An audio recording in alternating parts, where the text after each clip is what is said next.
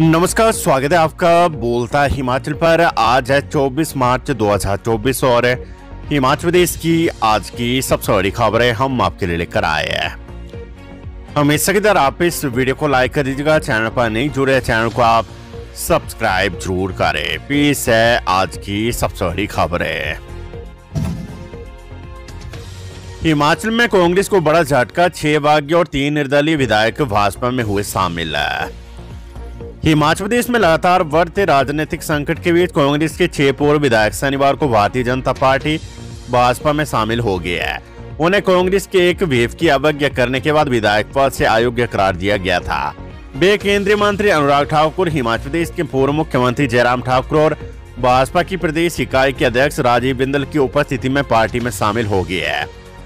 इसके अलावा 3 निर्दलीय विधायक आशीष शर्मा, होशियार सिंह और केएल ठाकुर भी बीजेपी में शामिल हुए हैं। इन पूर्व विधायकों का पार्टी में स्वागत करते हुए ठाकुर ने कहा कि उनकी उपस्थिति से भाजपा और मजबूत होगी।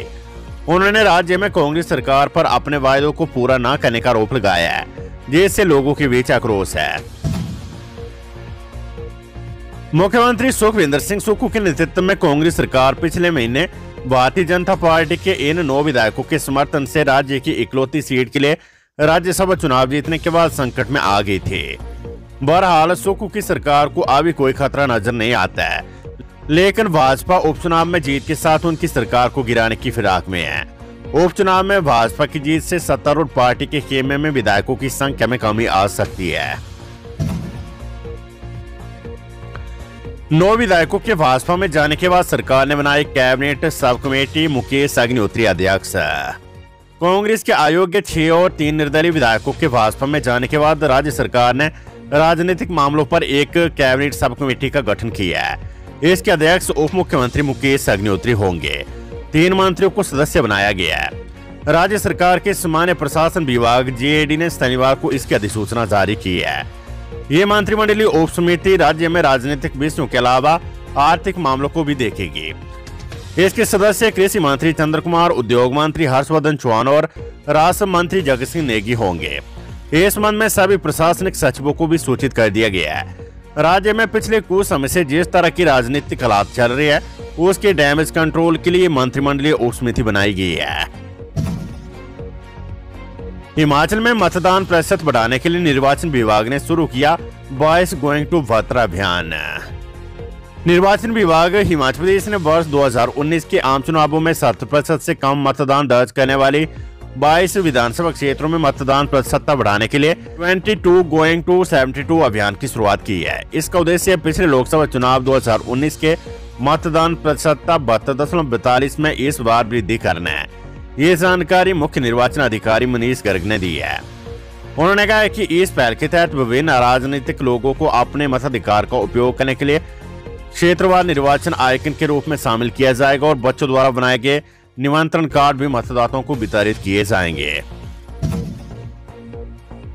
28 मार्च से 90,000 छात्र देंगे परीक्षाएं, फाइनल डेट शीट जारी, रेगुलर के साथ रीअपियर एग्जाम भी।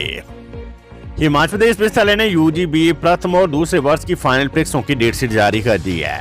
28 मार्च ये परीक्षाएं होनी है, जिसके लिए करीब 90,000 छात्र परीक्षा देंगे।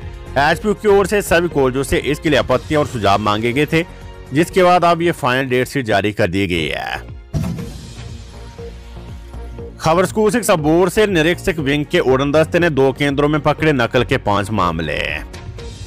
उपनिदेशक निरीक्षक विंग के उड़न दस्ते ने शनिवार को विभिन्न स्कूलों के निरीक्षण के दौरान 2 सरकारी स्कूलों के परीक्षा केंद्रों में 5 नकलचियों को पकड़ा है। ये सभी नकलची जमा 2 के छात्र और इनमें एक केंद्र से 3 और दूसरे केंद्र से 2 नकल के मामले पकड़े गए हैं।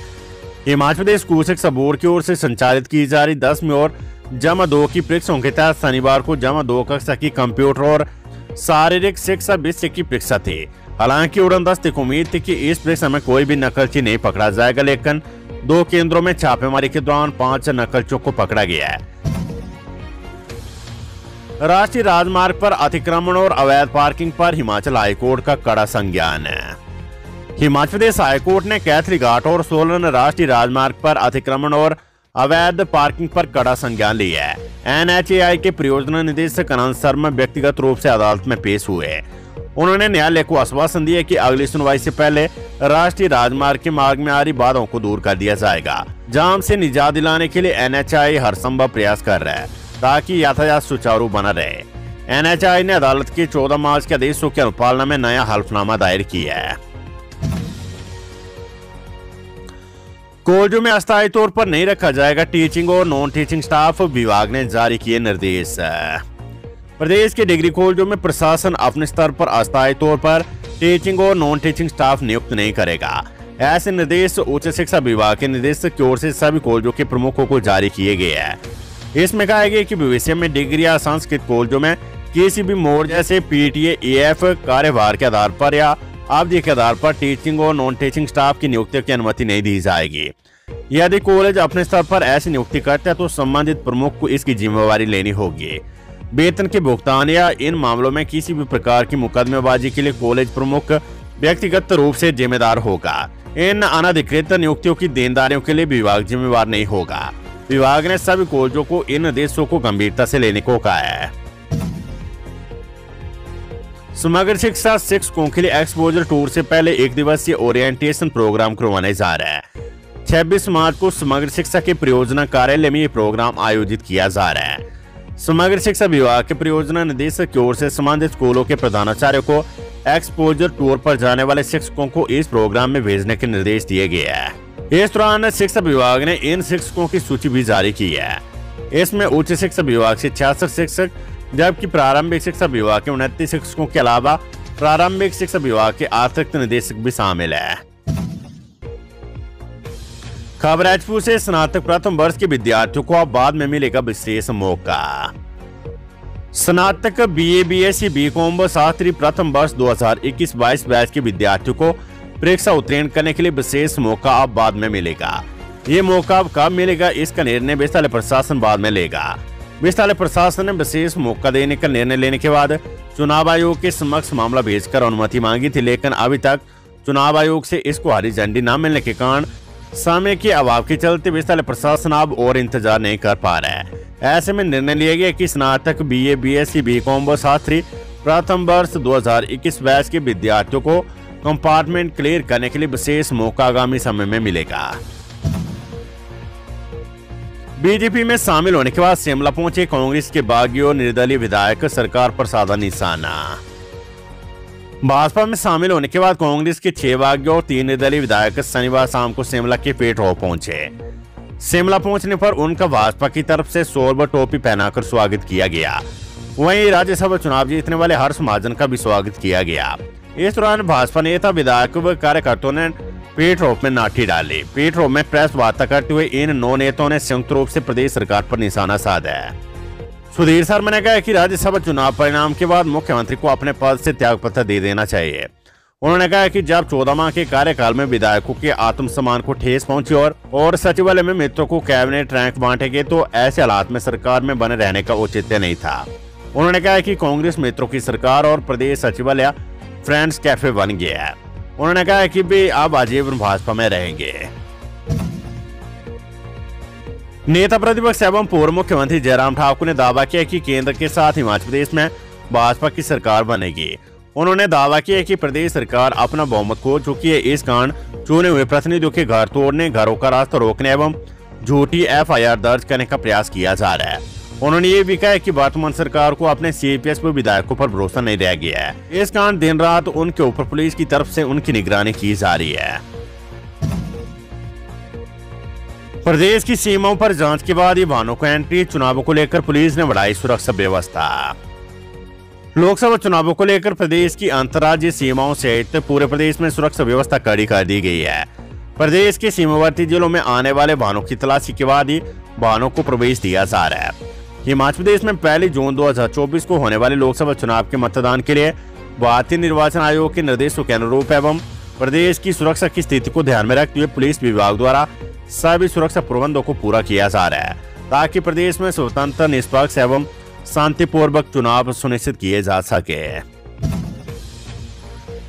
प्रदेश में अब होली को नहीं बरसेगा अंबर। अब 27 और 28 मार्च को बारिश के आसार है। प्रदेश में मौसम ने करवट बदल ली है। होली पर भी मौसम साफ रहने की संभावना जताई जा रही है। प्रदेश में अब 27 और 28 मार्च को फिर से बारिश बर्फबारी के आसार है। मौसम विभाग के अनुसार 27 मार्च तक मौसम साफ रहेगा और प्रदेश में धूप खिली रहेगी। हालांकि ऊंचाई वाले क्षेत्रों में बादल छाए रहेंगे। राजेंद्र राणा का दावा, बोले कांग्रेस की कुछ और विधायक भाजपा में हो सकती है शामिल।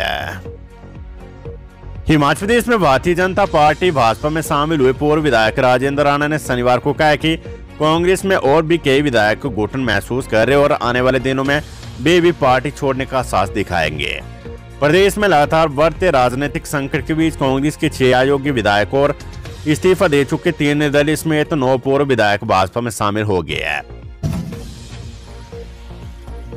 चैतन्य शर्मा की भाजपा में एंट्री होते ही राकेश कालिया का भाजपा को अलविदा। कांग्रेस के बागी पूर्व विधायक चैतन्य शर्मा के भाजपा का दामन थामते प्रदेश भाजपा कार्यकारिणी के विशेष आमंत्रित सदस्य और कांग्रेस टिकट से 3 बार विधायक रहे राकेश कालिया ने भाजपा से त्याग पत्र दे दिया है। हालांकि उन्होंने अब भी अन्य राजनीतिक दल का दामन नहीं थामा है। उन्होंने कहा कि गगरेट और चिंतपूर्णी की जनता के साथ जिला ऊना के बुद्धिजीवी वर्ग से चर्चा कर भी अगला कदम उठाएंगे। 30 दिन में निपटेंगे छात्रों की देखते एचपीयू में नए लोकपाल की नियुक्ति, सीधे कर सकेंगे शिकायत। हिमाचल प्रदेश विश्वविद्यालय में अब नए शैक्षणिक सत्र में छात्र सीधे तौर पर अपनी शिकायत लोकपाल से कर सकते हैं। एचपीयू ने यूजीसी के निर्देशों के बाद लोकपाल की नियुक्ति कर दी है। केमिस्ट्री विभाग ने प्रोफेसर डी.के. शर्मा को नया लोकपाल नियुक्त किया गया है। विश्वविद्यालय में छात्रों की शिकायतों का निवारण अब 30 दिनों के भीतर होगा। इसके तहत दाखिला फीस, सर्टिफिकेट वापस न करना, उत्पीड़न, परीक्षा, छात्रवृत्ति दाखिले के लिए अलग से पैसे की मांग करना, आरक्षण नियमों का पालन न करना आदि शिकायतों का निपटारा करना होगा। सीएम सुख बोले, आया राम गया राम करने वालों ने जनादेश से धोखा कर चुन लिया अपना ठिकाना। हिमाचल में जारी सियासी घटनाक्रम के बीच आरोपों प्रत्यारोपों का दौर भी जारी है। इसी बीच मुख्यमंत्री सुखविंदर सिंह सुक्खू ने शनिवार को सोशल मीडिया पर एक पोस्ट शेयर कर बागी नेताओं पर निशाना साधा है। उन्होंने अपनी पोस्ट में लिखा कि आया राम गया राम और धनबल की राजनीति करने वालों ने देवभूमि के जनादेश से धोखा कर आज अपना ठिकाना चुन लिया है। आज वे उनके साथ बैठे जिन्होंने मांगने पर कर्मचारियों का मजाक उड़ाया, जिन्होंने पेपली घोटाला किया और युवाओं के रिजल्ट लटकाए, जो अपने फायदे के लिए महिलाओं के विरोध में खड़े हो गए हैं। तो ये थी हिमाचल प्रदेश की आज की सबसे बड़ी खबरें। हमेशा की तरह आप इस वीडियो को लाइक कर दीजिएगा और हमारे चैनल बोलता हिमाचल को आप सब्सक्राइब जरूर करें। नमस्कार, जय हिंद, जय भारत।